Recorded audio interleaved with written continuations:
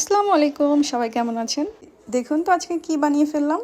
একটা কড়াইতে আমি ক্যারামেল তৈরি করে নিয়েছি। একই কড়াইতে আমি গরুর দুধ আর গুঁড়া দুধ দুইটাই মিক্স করে নিই। তারপর একটি বাটিতে 3টি ডিম নিয়ে এইভাবে ঘুটে ঘুটে ঘুটে ঘুটে ভালোভাবে ঘুটে ঘুটে নিলাম। যতক্ষণ পর্যন্ত না এটা ভালোভাবে মিক্স হচ্ছে ততক্ষণ পর্যন্ত এটাকে ভালোভাবে ঘুরতেই হবে ঘুরতেই হবে। দেখুন আমার মতো কিভাবে ঘুরতেছে, এইভাবে ঘুটে ঘুটে ঘুটে ঘুটে পুরো একেবারে বাবুল বানিয়ে নেবেন। তারপর এর মধ্যে একটু ভ্যানিলা ফুড ফ্লেভার অ্যাড করে দিবেন। তারপর আবার ভালোভাবে এটাকে মিক্সচার করে এর মধ্যে সেই বানিয়ে রাখা দুধের ঘনত্বটা ঠিক এই রকম হবে। আপনারা ভিডিওতে ভালো করে দেখে নিন, ঠিক এই রকম।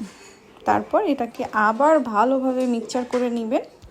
তারপরে শুরু করে দিবেন আবার ঘোটাঘুটি। দেখুন আমি কিভাবে ঘুটে ঘুটে ঘুটে ঘুটে আবার সেই আগের মতো করে একদম ভালোভাবে ঘুটে একেবারে পুরো মিক্স করে নিলাম।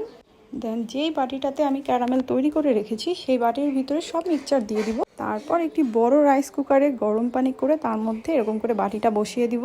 25 থেকে 30 মিনিট পর বাটিটা এরকম উঠিয়ে নিয়ে চেক করবো একটা কাঠি দিয়ে। তারপর এটাকে ফ্রিজে রেখে এই যে দেখুন আমার পুডিং একদম রেডি। কি খাবেন নাকি?